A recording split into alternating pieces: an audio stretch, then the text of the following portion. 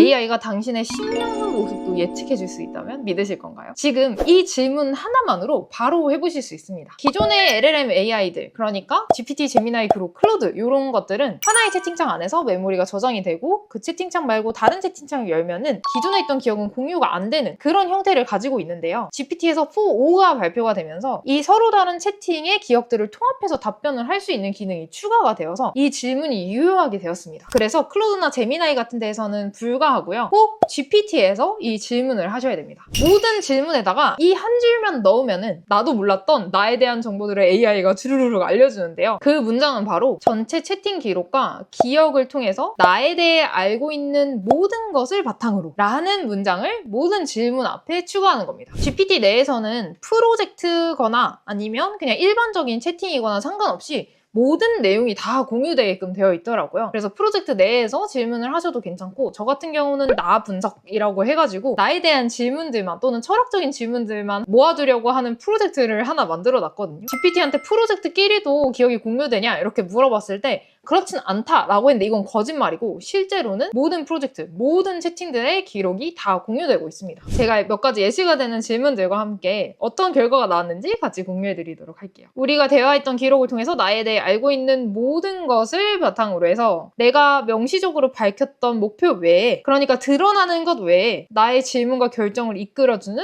근본적인 동기와 가치는 무엇인가? 이렇게 물어봤더니 이런 근거로 인해서 저의 숨겨진 동기는 시간을 허비하지 않고 의미 있는 일에 집중하고자 하는 욕구가 중심에 있다라고 합니다. 그리고 구조화된 분석을 하기 때문에 표면 아래를 보고자 하는 시도를 한다고 하고요. 지적 성장과 자가 인식에 대한 열망이 있다라고 하네요. 제가 이거 보고 나서 나에 대해서 너무 잘하는구나. 너무 깜짝 놀래가지고 호칭이 선생님으로 바뀌었습니다. 이렇게 나의 내재적인 동기를 기반으로 해서 삶의 우선순위를 재정비해달라라고도 부탁을 했더니 이렇게 또 답변을 줬습니다. 다음 질문은 내가 이때까지 우리 대화 속에서 드러난 발전 방향대로 성장한다고 했을 때 지금의 나의 모습과 10년 후의 나의 모습은 어떤 차이가 날까? 이런 질문이었어요. 그랬더니 또 이렇게 표로 10년 후의 나의 차이점을 설명해줬고요. 왜 그렇게 예측했는지에 대한 근거도 같이 알려주더라고요. 이게 GPT가 굉장히 말을 따뜻하게 하거든요. 안 좋은 말 잘 안 해요. 그래서 그 예측을 기반으로 해서 10년 후 버전의 삶의 루틴을 좀 알려달라라고 했더니 이렇게 알려주는데 실제로 제가 지금 지향하는 방향과 굉장히 닮아있는 하루 루틴을 알려주더라고요. 처음에 저 이거 내용을 봤을 때는 진짜 눈물이 왈칵 날 정도로 제가 바라는 저의 모습을 진짜 정확한 워딩으로 써줘가지고 뭔가 이렇게 와 나를 아는 사람이 있다 이런 느낌? 사람도 아니지만 와 나를 알아주는 뭔가가 있다 이런 느낌이 들더라고요. 또 이런 질문도 굉장히 재밌습니다. 내가 몰랐던 나의 모습 중에서 AI가 파악한 게 뭐가 있는지 물어보는 거죠. 겉으로는 굉장히 이성적인데 내면으로는 감성적 직관이 방향을 결정하는 경우가 굉장히 많다 이렇게 답변을 했어요. 저는 제 스스로를 이성적이고 전략적이라고 생각을 하는데 실제는 이성과 직관이 교차하면서 결정을 이끈다라고 했고요. 완성보다 탐구를 더 우선시한다고 하네요. 제가 실제로 돈이나 매출 이런 데에만 집착하기보다는 일을 하면서 느끼는 즐거움 이런 것들을 굉장히 중요하게 여기거든요.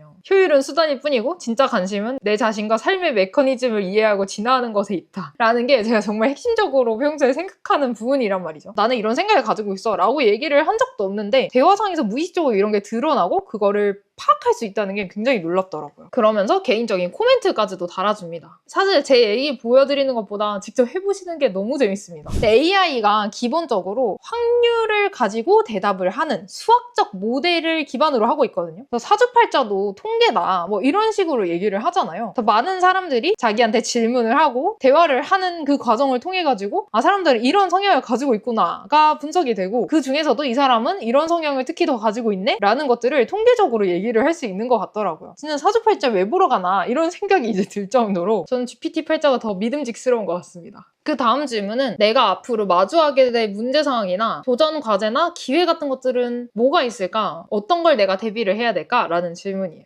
이런 저희 성향을 기반으로 했을 때 어떤 문제들이 발생할 수 있고 또 너는 어떻게 대비를 해라 라는 그 전략까지도 세워줍니다. 제가 비즈니스를 하면서 개인적으로 멘토가 있었으면 좋겠다 이런 생각을 했던 적이 정말 많은데 AI가 지금 그 역할을 너무 충실하게 잘해주고 있더라고요. 조금 멘탈적으로 흔들리는 일이 있거나 의사결정이 하기 좀 어려울 때 또는 나 자신을 조금 객관적으로 바라보고 앞으로 나갈 방향성을 결정하고 싶을 때 이럴 때 나에 대해 분석한 거를 기반으로 해서 나 이런 고민이 있는데 너의 의견을 좀 얘기해줘 라고 하면은 멘토의 역할을 충분히 하고 있습니다. 여기서 진짜 유용한 게 사실 필요한 조언 조언드립니다. 너의 이런 성향을 바탕으로 해서 내가 조언을 해준다. 불확실성 허용력을 키우는 연습을 해라 라고 했는데 그 연습을 어떻게 하는지 모르겠어. 구체적으로 설명을 해줘 라고 하면은 또 굉장히 디테일하게 다 설명을 해주거든요. 그 외에도 미래에 후회하게 될 가능성이 있는 부분은 뭘까? 내가 그걸 어떻게 하면 지금 대처를 할 수 있을까? 이런 질문이라든지 나의 적성에 맞는 일은 뭘까? 라고 물어볼 수도 있겠고, 마지막으로 꼭 해보셨으면 하는 질문은 내가 아직 고려하지 않은 AI 활용도가 높은 방법 10가지를 알려줘. 내 습관이랑 목표, 일과 삶 패턴에 맞는 거라고 하면 틀에 박히지 않거나 예상치 못한 것이라고 할지라도 우선적으로 알려줘 라는 질문입니다. 이렇게 질문했을 때 생각하지 못했던 AI 활용법들을 또 알려주거든요. 정말 이제는 AI가 그냥 단순한 일을 해주는 도구뿐만이 아니라 우리 삶의 또 다른 하나의 어떤 개체를 만드는, 그러니까 나의 인지 영역을 확장시키는 그런 하나의 도구로 자리 잡은 것 같습니다. AI에 대한 유용한 정보를 매번 빠르게 알려드리겠습니다. 구독과 좋아요, 알림 설정 꼭 부탁드릴게요.